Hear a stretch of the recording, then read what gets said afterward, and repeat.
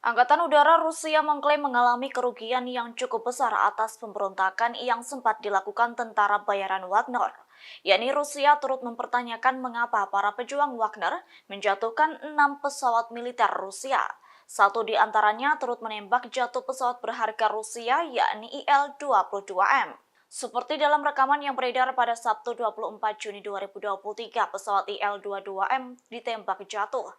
Terlihat dalam video pesawat itu jatuh di lalap api dan tak terkendali ke tanah dekat Voronezh.